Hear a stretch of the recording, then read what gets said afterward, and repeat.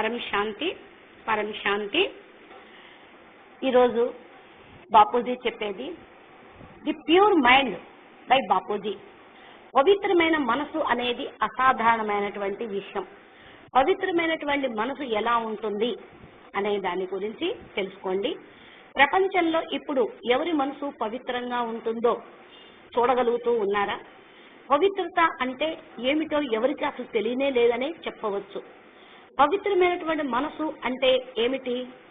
స్థూలంగా అయితే ఈ స్థూల బ్రహ్మాండంలో దేవీ దేవతల యొక్క మనసు చాలా పవిత్రంగా ఉంటుంది అనుకుంటారు. కానీ మరి మనం చూసేటువంటి దేవీ దేవతల యొక్క చరిత్రల్లో కపటము, స్వార్థము, మోసము కనిపిస్తూనే ఉంటుంది. వాళ్ళ సీట్ల కోసం వాళ్ళు పోట్లాడుకోవటం, ఇతరుల యొక్క తపస్సును భంగం చేయించటం, రంభా ఊర్వశి మేనకల్ని పంపిస్తూ ఉంటారు అనంటే ఇది కూడా స్వార్థం అనేదేగా. మరి దేవాసుర సంగ్రామం జరుగుతూనే ఉంటుంది సదా. మరి వాళ్ళ మనసు ఎంత పవిత్రంగా ఉంటుంది ఆలోచించండి. అందరితోటి ప్రేమ దృష్టి, సమదృష్టి ఉంటేనే పవిత్రత అనేది ఉంటుంది. దేవతలకు స్వార్థం ఉన్నట్లే, అందుకనే మనసు కలుషితంగానే ఉంటుంది. పరమ పవిత్రత శక్తిని పొందాలి అంటే బుద్ధి యోగం పరమాత్మతోటి ఉండాలి. అప్పుడు బుద్ధి పవిత్రంగా ఉంటుంది. అందుకనే గీతలో చెప్పారు మన్మనాభవ మధ్యాది భవ అని. అంటే నీ మనసును నాకివ్వు, మన్మనాభవ కా అని. నీవన్నీ నీ దగ్గరే ఉంచుకో, కేవలం నీ మనసే నాకివ్వు అని అన్నారు. ఎందుకు అన్నారు? మనసు అనేది కూతి లాంటిది. అటు ఇటు చంచలంగా భ్రమిస్తూ తిరుగుతూ ఉంటుంది.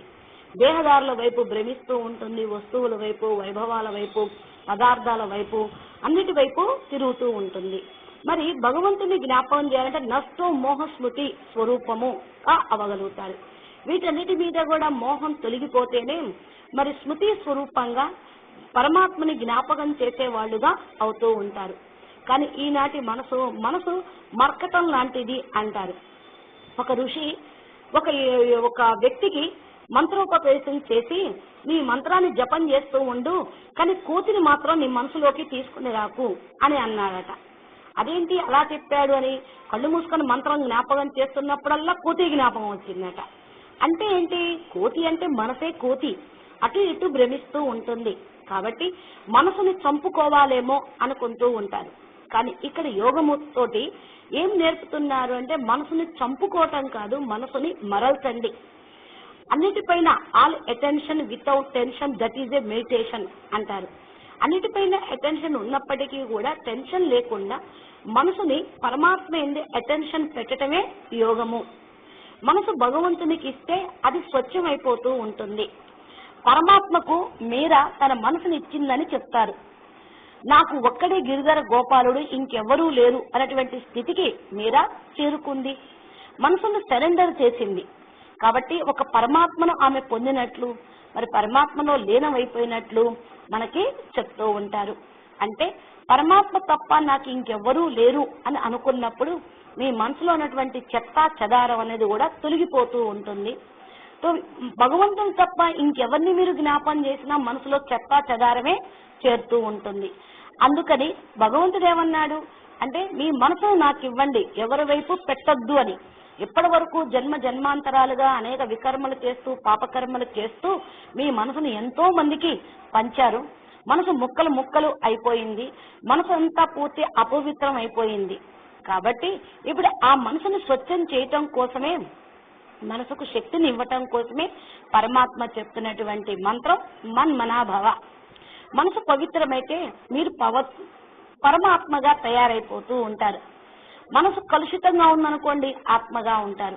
ఇంకా పాపాత్మగా అయిపోతారు, దుర్మాత్మగా అయిపోతూ ఉంటారు. కాబట్టి పవిత్రంగా చేసుకుని పరమాత్మగా మిమ్మల్ని అందరినీ చేయటం కోసమే పరబ్రహ్మ పరమేశ్వరుడు మీ మనసును నాకు ఇవ్వండి, ఇంకేమీ వద్దు నాకు అంటున్నారు. ఎందుకని అంటే ఈ విధంగా చేస్తేనే ఆత్మ పవిత్రం అవుతూ ఉంటుంది. పవిత్రత అంటేనే పరం, అంటే హైయెస్ట్, అతీతమైనది, ఉన్నతమైనది అని అర్థం. ఎలాంటి సాంగత్యం చేస్తారో అలాంటి వాళ్ళుగా అయిపోతారు అంటారు కదా. 6 నెలలు సంవత్సరం చేస్తే వాళ్ళు వీళ్ళవుతారు అంటారు. అంటే మానవులతోటి సాంగత్యంతో మనసు బుద్ధిని పెడుతూ ఉంటారు. అదే సంస్కారం కూడా అవుతూ ఉంటుంది.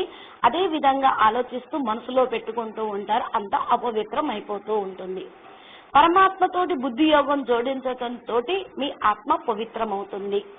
పరమాత్మ అంటే శ్రేష్టమైన వారు అని అర్థం. జ్ఞానంతో పరమాత్మగా అయ్యేటువంటి విధానాన్ని నేర్చుకుంటే మన వచన కర్మతోటి పవిత్రంగా స్వచ్ఛంగా ఉండగలుగుతూ ఉంటారు. ఆత్మతో పరమాత్మ, అహం బ్రహ్మస్మి, శివోహం అని ఏ విధంగా అంటూ ఉన్నారో వాళ్ళు ఈ యొక్క జ్ఞానంతో